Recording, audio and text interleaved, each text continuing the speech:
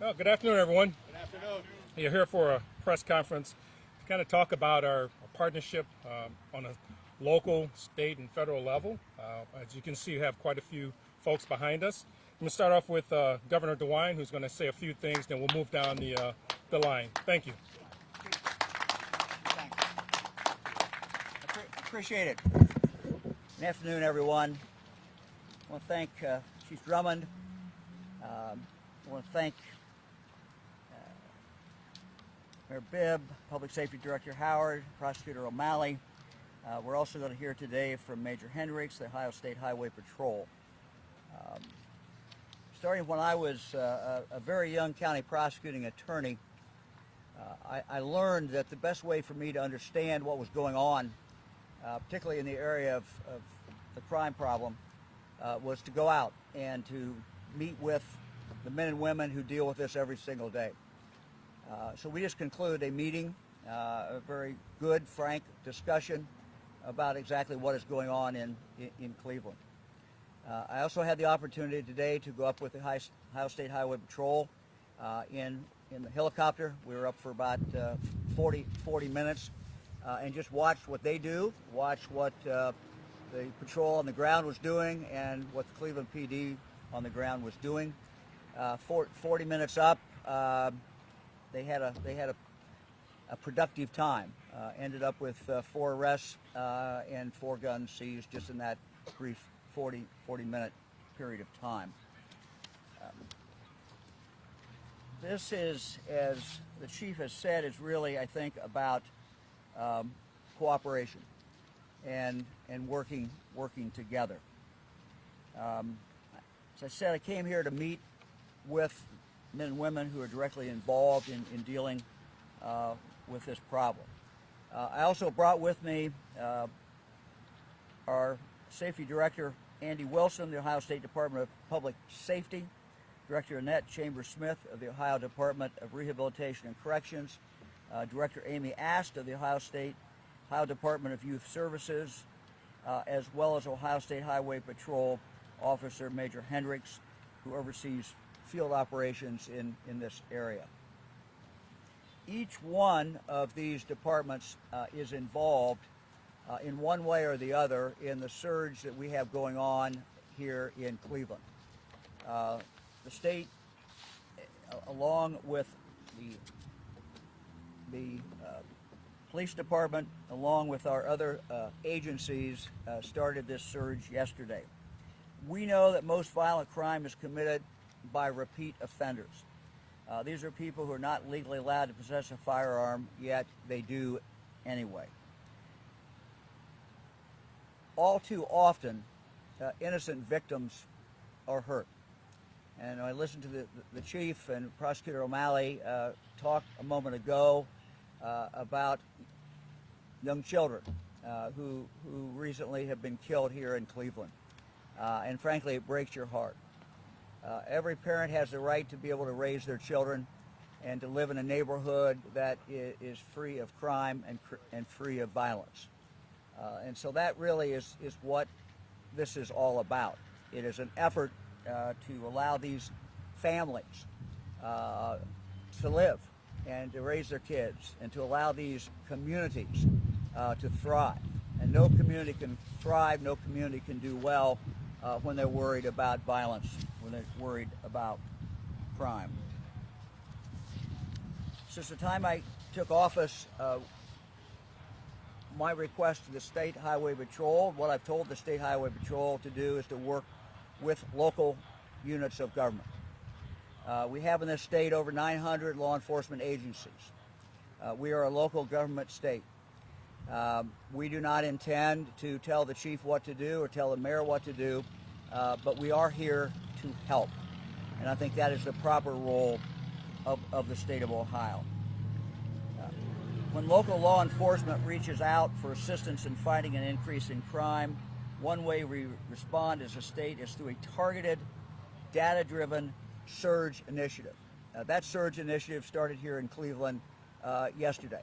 It is not the first surge initiative that we have done in Cleveland, and I will guarantee you it will not be the last. What a surge initiative does is combine the work of state, federal, and local law enforcement agencies to send a concentrated influx of resources and personnel to known criminal hotspots. Look, we have to be smart about this. Cleveland Police Department has a very good system where they can pinpoint where the crime is and take it right down to the community level, to the street level. Taking advantage of that information and using that is an essential part of what we have to do. Here in Cleveland, 2 targeted crime reduction surge initiatives occurred last year, April and August, with very good results. At the request of the chief, we started another targeted surge initiative in reducing crime in the city yesterday.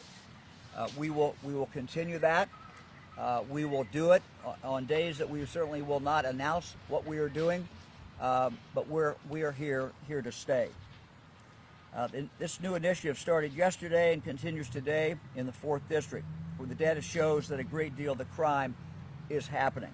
Additional surge events will take place in various parts of the city on unannounced days moving forward.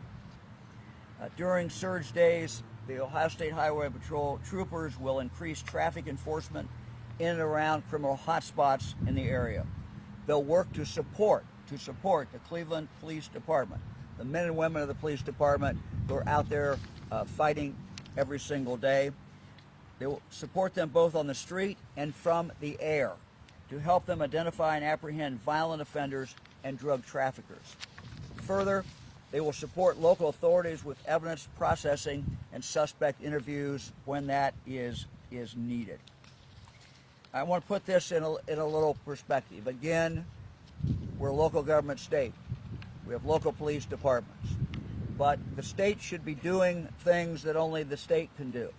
And to assist not only the Cleveland Police Department, but other law enforcement agencies throughout the state. And that has been the philosophy that I brought to this job. Since 2019, when I took office, we have done a number of different things. One, we stood up the state's Ohio Narcotics Intelligence Center, the first one. We launched this in 2019. We have an office that is located right here in Cuyahoga County. What we do is offer forensic evidence analysis on devices such as seized cell phones. We also provide intelligence gathering support as well to the local police departments when they ask us to do that. Let me mention that ONIC, as we call it, the investigative support, is available free of charge to any law enforcement agency in the state of Ohio.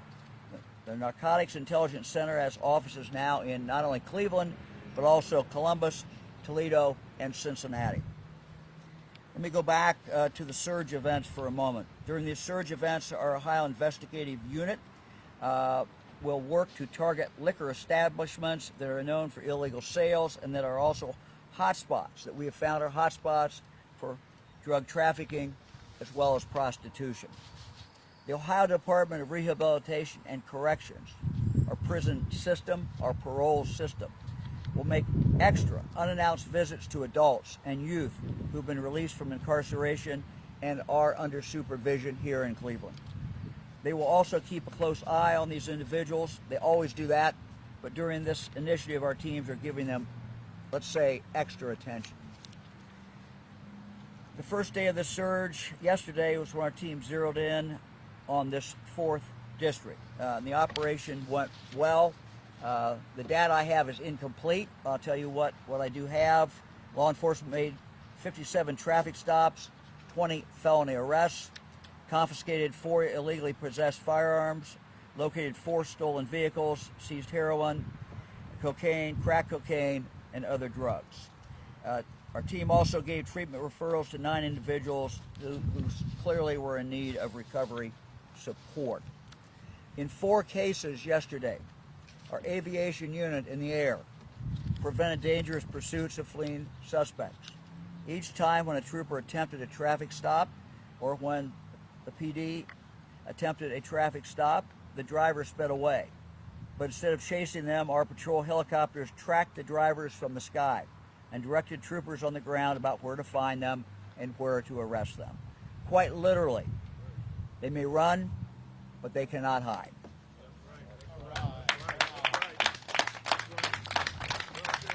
Further, our Ohio Adult Parole Authority teams made contact with many individuals under the supervision. That led yesterday to 3 arrests and the recovery of several illegally possessed guns as well as gun parts. Our goal in this initiative is to complement the other work that is going on, the work of the men and women of the PD, as well as U.S. Marshal Pete Elliott and his great team of U.S. Marshals. They are engaged in Operation 216, and I'm sure Pete will talk more about that as well. Let me again maybe pull back for a moment and look at this from the big picture. During our administration, we have invested about $26.5 million in the safety of Cleveland. The funding comes from various sources.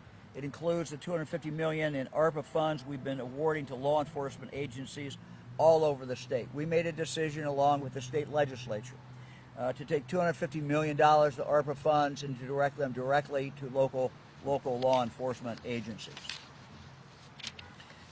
We have, particularly for the news media, 2 handouts that you'll get in a moment that detail some of the funding and other state support available to law enforcement here and statewide. Again, I want to thank the legislature for providing, at our request, that money. They have been our partners on that. Our funding program follows our philosophy that local law enforcement, local chiefs, local sheriffs, local mayors should be making the decisions for their communities about how this money gets spent. Some of Cleveland's funding, for example, went to technology for its real-time crime center. I've actually seen this center. I've looked at it. It is quite amazing. Other law enforcement agencies use funding to set up hotspot policing details or invest in technology used in solving crimes. Again, we've left that up to the local departments. Separately, the Ohio Department of Youth Services has also given out dollars to help with justice-involved youth. And we had the opportunity to have a good conversation with Prosecutor O'Malley, with the chief, and others about more that we might be able to do in regard to our juvenile offenders. As you know, one of the things that we're seeing, not just in Cleveland, but across the state of Ohio, is the age of our offenders continues to drop, where we are seeing young people, 12, 13 years of age, who are involved in very, very, very serious crimes.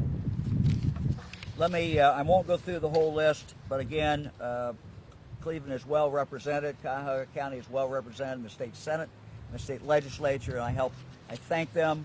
Many of them are here today, but whether they're here today or not, they have been helpful. We've done this on frankly, a bipartisan basis and made sure this money is available to local law enforcement. Let me just conclude by saying this is a work in progress. We don't have all the answers. Men and women behind you do not have all the answers. But what we do pledge to the people in Cleveland and the people in the communities that have been hard hit by crime, we pledge that the state will stay involved. We will continue to do everything that we can. I know Pete Elliott, U.S. Marshal, will as well. And we will continue to work very, very closely with the mayor, council, with the chief. Let me now turn it over to Mayor Bibb, who we appreciate always having the opportunity to work with him. Since he's taken office, we have met a few times, but we've been on the phone a number of times besides that. And I think that is what the people of Cleveland and Ohio expect both of us to do. And we're going to continue that very, very close cooperation. Mayor? Thank you, Governor. It's good to have you in the southeast side of Cleveland. As many of you know, last month our administration announced the RISE initiative, Raising Investment in Safety for Everyone, the city's most comprehensive violence reduction and law enforcement enhancement plan the city has ever seen. RISE is a portfolio of multiple strategic investments, partnership, enforcement efforts and advancements in technology. A key component of RISE are these partnerships. The partnership with the state we're here to talk about this afternoon. The partnership with the Ohio Highway Patrol is going to go a long way to reduce violent crime in our city. We're also excited to be partnering with the U.S. Marshals and the County Sheriff's Department as well too. All of these partnerships are focused on a couple of key things. One, additional traffic enforcement, extra patrols, investigator support, warrant sweeps, and hot spot targeting to reduce violent crime in our city. These partnerships already have yielded tangible results in the city of Cleveland. Just 2 days ago, the U.S. Marshals arrested 4 individuals, 2 of which had warrants for aggravated murder by the Cleveland Division of Police. Also, the number of registered cameras in our city's Safe Smart CLE program has tripled since we announced the expansion of that program last month. And already, because we expanded ShotSpotter in all 5 police districts, we have saved 6 lives, recovered 25 guns, and made 23 arrests. And next week, we're looking forward to some positive announcements with the head of the CPPA and FOP regarding additional investments in the men and women of our police department to address recruitment, retention, and deployment of safety officers all across the city of Cleveland. And first and foremost, I want to just thank Governor DeWine for his steadfast partnership. He's one of the first calls I got when I was elected in November of 2021. And every time I call the governor, he picks up the phone and offers more support to keep Cleveland safe and more support to keep Cleveland prosperous. So again, Governor, I'm thankful for your partnership. Just earlier this morning, I was doing a senior walk at the Michael Zone Rec Center, and Ms. Ruffner was talking about how excited she was about this press conference because she knows that U.S. Governor and I, as mayor and the city council, with this partnership, will be a little bit safer here in the city of Cleveland, Ohio. Now I'll kick it off to Chief Wayne Drummond. Chief.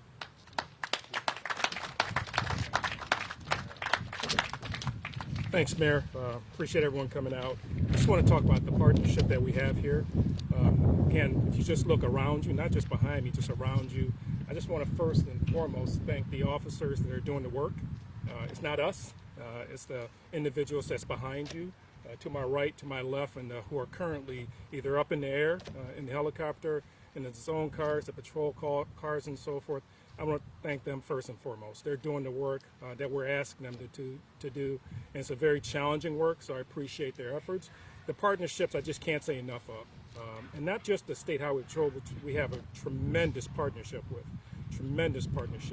but also Pete Elliott, Marshall Elliott, and his folks, the partnership and the relationship that we have with them. The mayor mentioned about the 4 individuals who were arrested earlier in the week with the Marshal Service, also with the State Highway Patrol. Their tactical folks were also assisted in arresting those 4 individuals.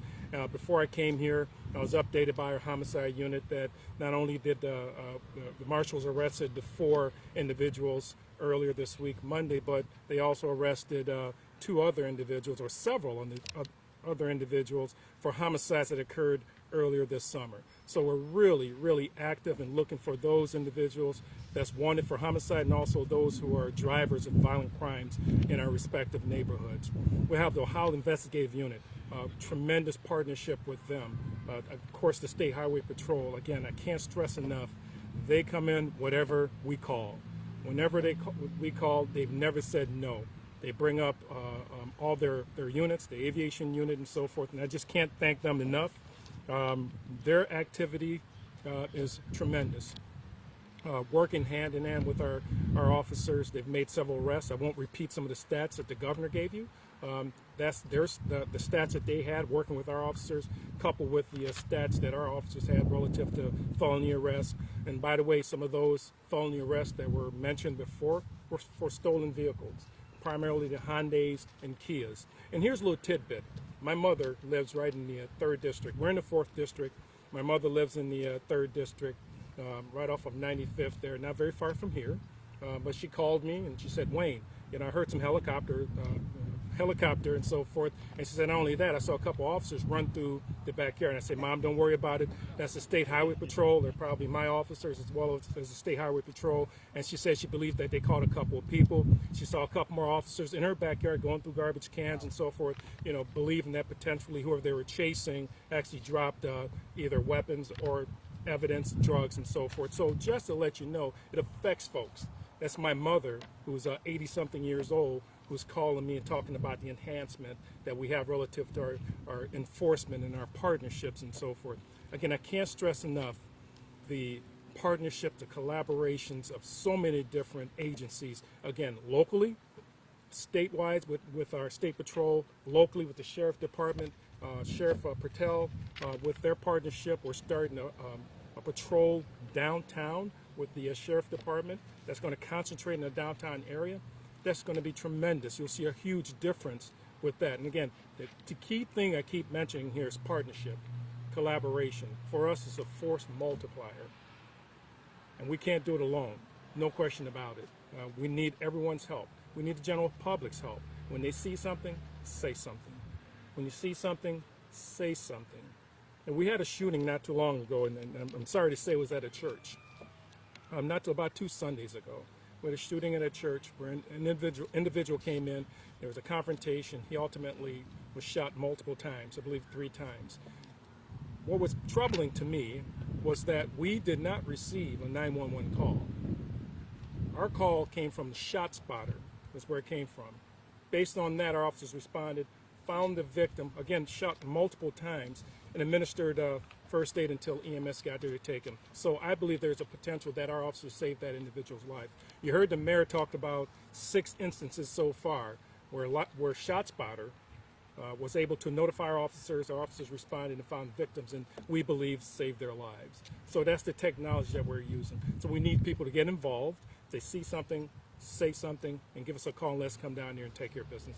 Next is going to be up is I'm honored to introduce Major Hendricks from the State Highway Patrol, again, for our partnership. Again, I can't say enough about the partnership with them. Just want to thank them publicly.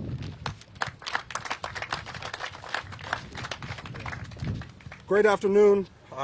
Thank you, Governor DeWine, Cleveland Mayor Bibb, Cleveland Division of Police Wayne Drummond, Prosecutor O'Malley, and U.S. Marshal Pete Elliott. I want to talk about 3 things this afternoon. I want to talk about how we measure success. 3 ways of how we measure success: effort, results, and impact. You heard everyone talk about behind me. They talked about the effort. When you talk about effort, you have to have the partnerships, the collaboration with the Cleveland Division of Police, and also our state, local, and federal partners, the prosecutor's office as well. We have to have that collaboration piece. That's the first one, the effort. What we've brought here to the table to assist our partners as well in the collaboration, you've heard about our aviation section. They're a risk mitigator. They're up right now. Matter of fact, if they're downlinking live on the screen at the command vehicle, they're broadcasting real-time information down to command officers that can actually see what they can see. The governor mentioned it earlier about we didn't have to engage in those pursuits. We were able to back off because those eyes in the sky were able to do that, to guide those ground units to those folks. So our aviation assets are here. Our vehicle theft and fraud unit, they're here. Our special response team, they're teamed up with our criminal patrol units. We have our Post 18 Cleveland units, also surrounding post units here as well. Our Ohio investigative unit, they're here to assist. All of us working together for one common mission as how we can accomplish things and tackle the problems. So the effort is all of us working together. The results, Governor DeWine talked about the results. What we saw last night, some of those numbers are still coming in. Stolen vehicles, weapons recovered, arrest of folks. Today as well, our folks have been at it this morning. Myself and the governor were airborne a few hours ago. At least 4 weapons recovered in the 40-minute flight that we were up. Next, so we have the results. I want to talk about impact. I have a few anecdotes I want to share. On April 22nd, 2022, the Euclid Police Department initiated pursuit after a suspect pointed a gun at a Cleveland police officer from a stolen vehicle. The Ohio State Highway Patrol's aviation unit located the vehicle, observed the suspect enter a residence, and officers responded and established a perimeter and successfully negotiated his surrender. On June 30th, 2023, agents observed suspects wearing ski masks in a stolen Audi at a liquor store. Our agents arrested all occupants who were suspects in multiple area armed robberies and recovered 2 illegal weapons, including an automatic pistol. So the effort, the results, and the impact, that's what we need to be successful. We have been here before, and we will continue to be here as long as we are needed through the governor, through the director.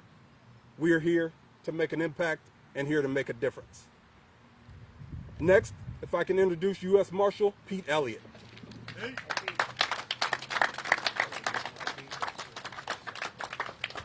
I don't think this microphone is working, correct?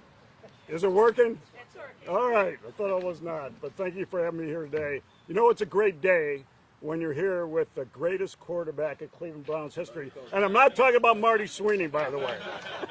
I'm talking about that man, a good friend of mine. Bernie's helped us a lot on missing child cases for the last couple of years, right, Bernie? So thank you for that. The Marshal Service, we're looking forward to this continued partnership with the Cleveland Police Department and my good friend Wayne Drummond.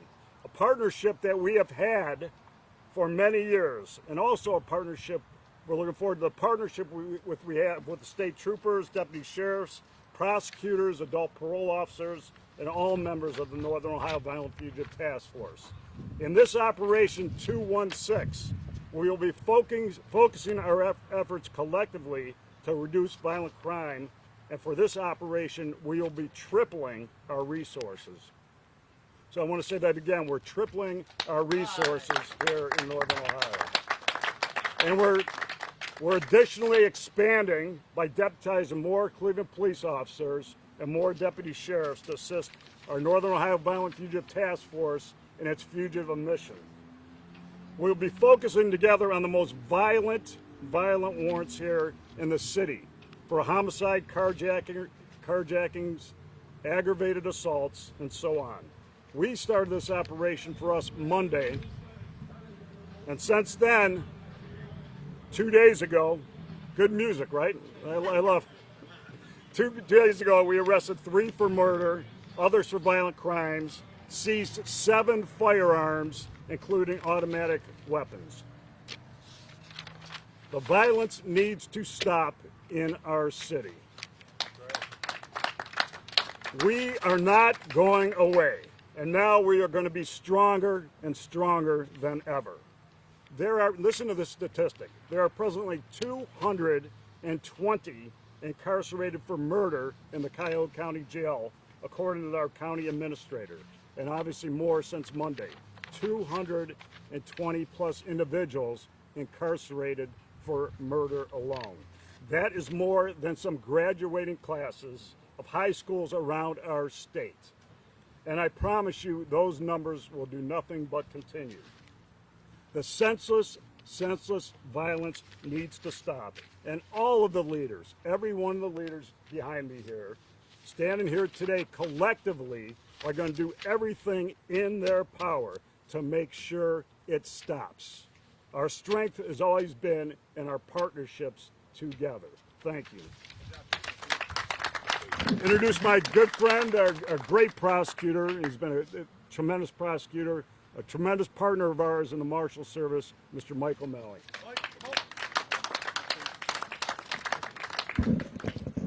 First of all, I want to take the time to thank Governor DeWine, Safety Director Andy Wilson, the Ohio State Highway Patrol, the Ohio Investigative Unit, Pete Elliott, wherever Pete just went, and the U.S. Marshals, who are our partners day in, day out, and also our new county sheriff. Yesterday was the first day where we had a surge of law enforcement personnel that led to more arrests.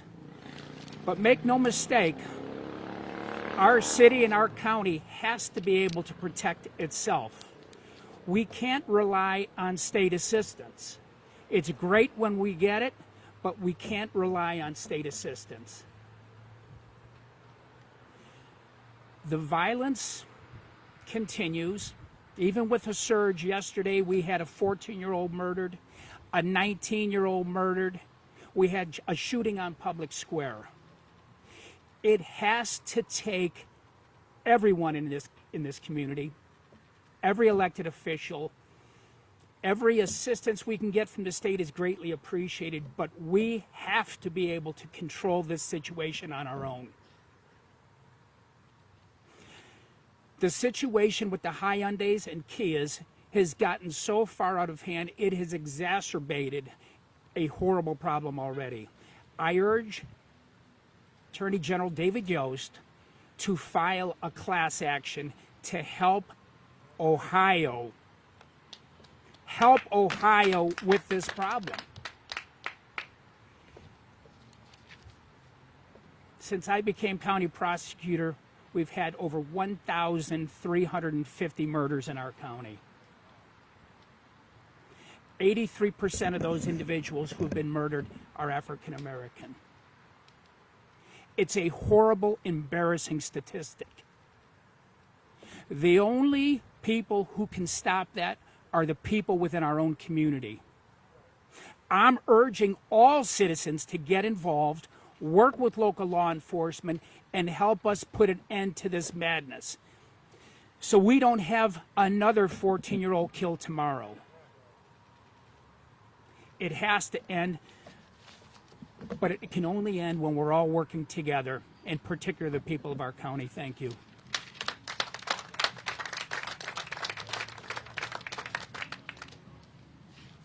We'd be happy to take any questions.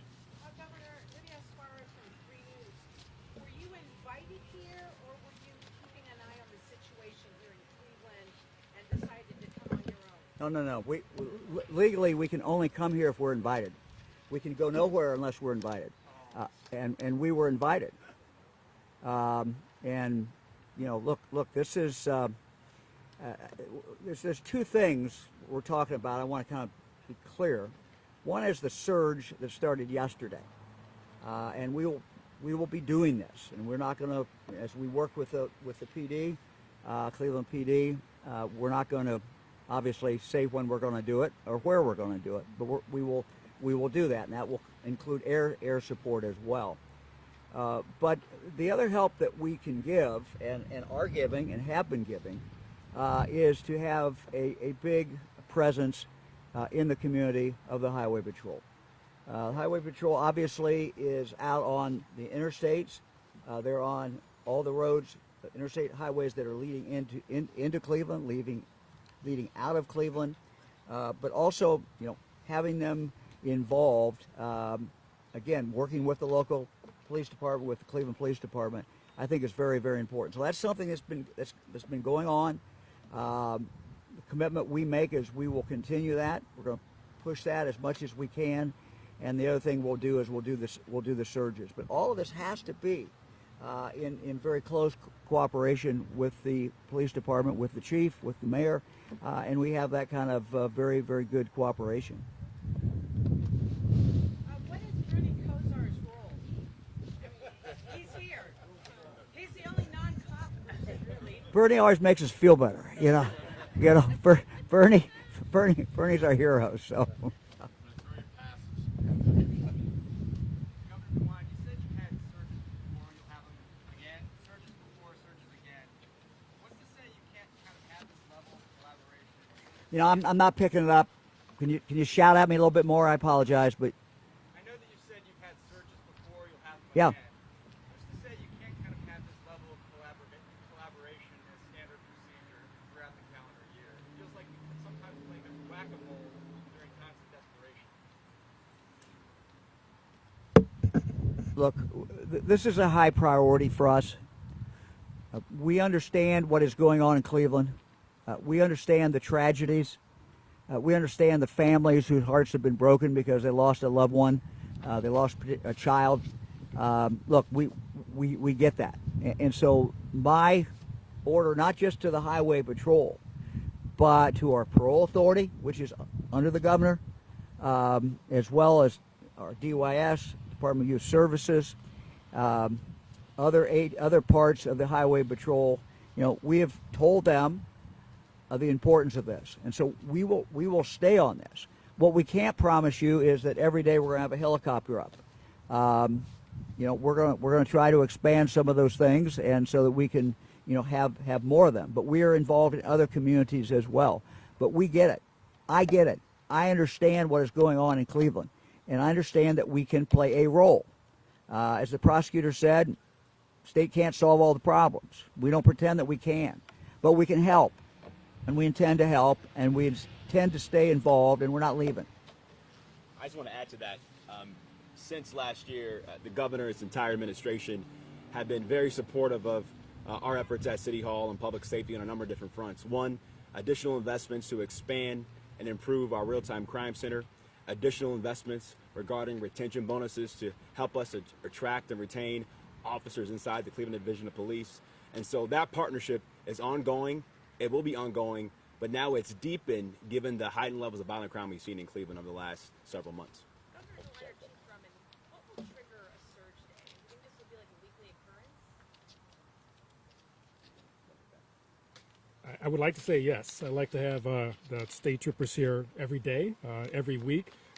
We analyze things. We have to be data driven. And I know State Patrol, they're data driven, so are we, using our analysts to find the hot spots. And then even further than that, we take that down to a microgrid area so we can concentrate in those particular areas. And having the state troopers come in really enhances our ability to actually saturate an area, provide as much resources in those areas to target individuals and remove them from our community. We are in talks with the state troopers to continue this on a sustained basis. Obviously, we can't have all the assets like this, but I don't want it lost that, you know, our partnership with the state troopers is continuous. We work with them almost daily to a certain extent, not at this level, but we work with them on a regular basis. Our traffic unit, Bureau of Traffic, they work with them on a regular basis, targeting certain areas. There are state routes that run through the city of Cleveland. So the state troopers are here. We asked them to come in. They were gracious enough to come in and supply all the resources that you see here, including their air assets, which certainly is a blessing because we're able to go after individuals that may take off in a car, which they do on a regular basis, unfortunately. Having the state troopers up there, the eyes in the sky help us to be able to back off so we're not pursuing these individuals. Once they stop, we're able to come in and hopefully make an arrest. So I would like to do this on a regular basis. We're in talks now with the state troopers to see when we can do that. We will not announce these big surges, but we will be hitting all the districts. And again, we're talking about hotspot areas and more specifically microgrid areas. So that's really down to the street level of targeting individuals and certain areas where we're having most of the violence. Dwayne, right now we're up 30% in crime and murders. Are you hoping to slow everything down with all these initiatives going on? Absolutely, Lydia. That's part of it, absolutely. To tap it down and having the resources that we have available, State Patrol, again, Adult Parole Authority, having their partnership, and others as well that are not currently here, that help us on a regular basis to tap that down. We have the ATF, FBI, and their task force officers who are targeting certain areas you just don't know about. Again, targeting and being laser focused and strategic in identifying individuals. And the individuals we're talking about are drivers of violence. These are trigger pullers that we're identifying down to the microgrid area, and we're removing them from the streets. So yes, our hope is that we have the sustained enforcement that will tap down the violence and push those numbers down, because we were on a torrid pace at one point relative to our homicide. But we're tapping that down. I think part of that obviously is the surge of the folks that you see back here with our partners. And we hope with that surge, sustained surge, that we'll be able to tap some of that violence down even more. There may be a misunderstanding. That means surge was just a Monday through Wednesday thing? No, it isn't. No, it isn't. Around for a while, is there a deadline? There is no deadline. That's important to understand. This is a continuation of partnership.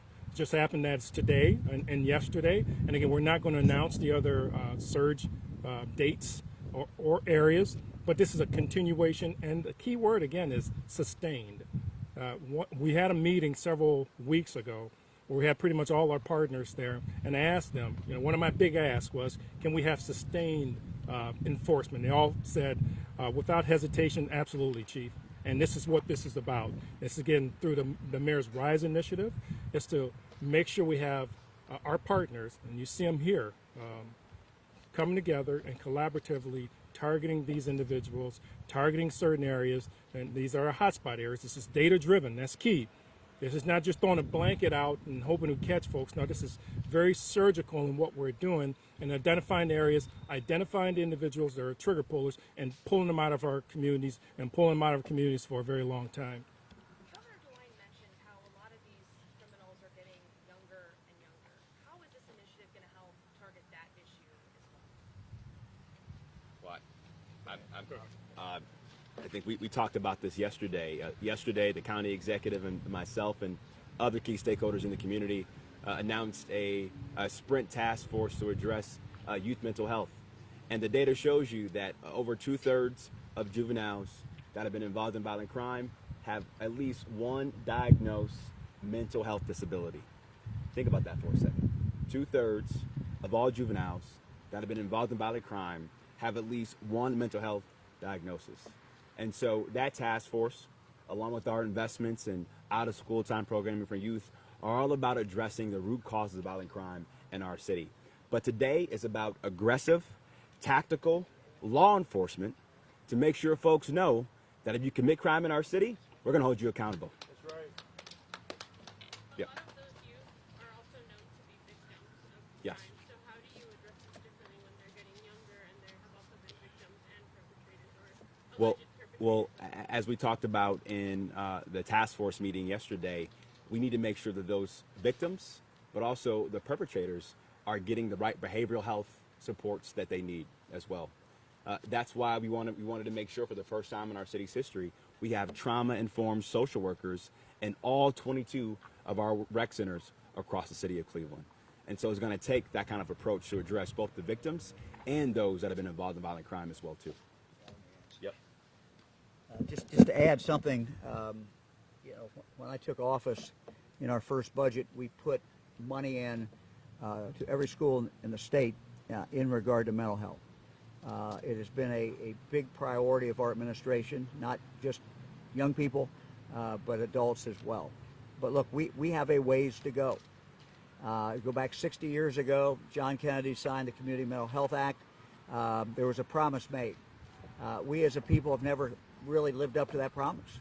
The promise was that not only young people, but everyone would have within their own community the help they need in regard to mental health.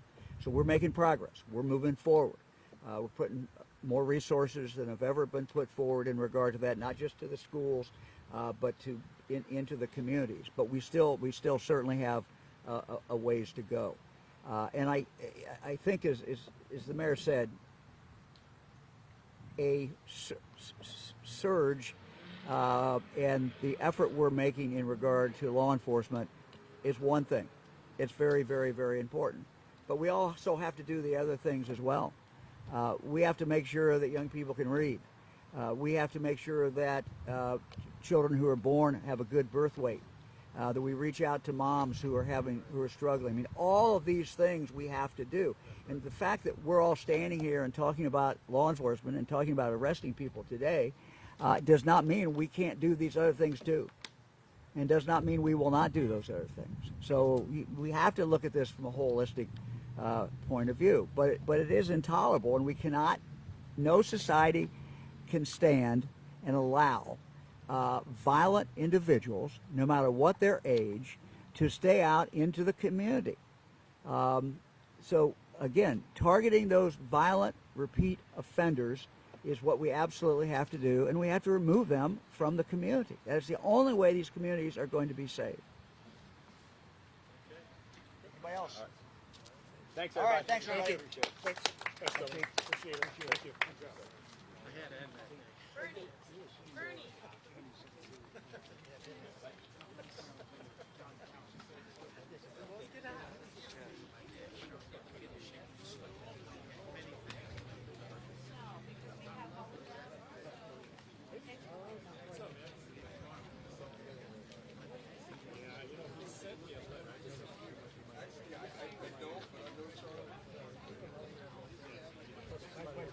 I just want to thank you for putting up with us.